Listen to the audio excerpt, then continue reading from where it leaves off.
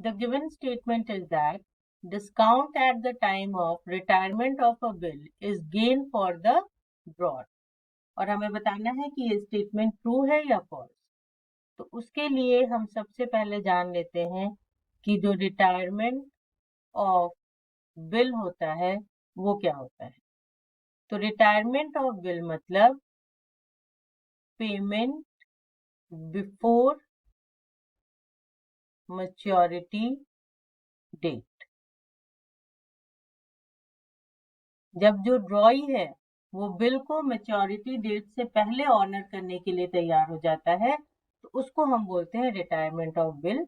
और इस केस में जो ड्रॉर होता है वो उसको कुछ रिबेट ऑफर करता है।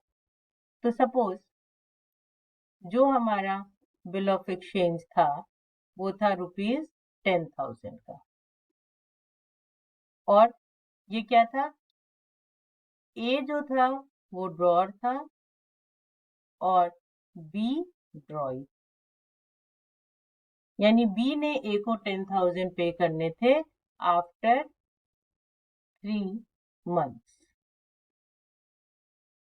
बट बी ने क्या बोला, बी ने 2 महीने बाद ही ए से बोला कि भाई तुम पैसे ले लो, मेरे पास पैसे हैं, मैं अभी बिल को रिटायर करने के लिए तैयार हूँ, बिल की पेमेंट करने के लिए तैयार हूँ। तो ए ने बोला ठीक है, ऐसा करो तुम मुझे सिर्फ 9,500 रुपीज दे दो।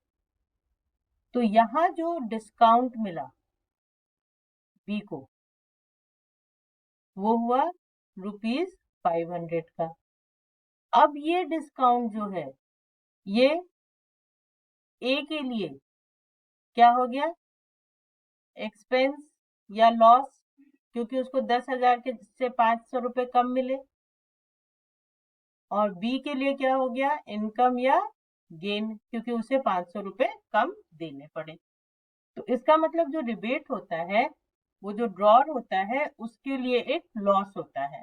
तो इस बेसिस पे हम क्या कह सकते हैं, that the given statement is false. So hope this is clear to you.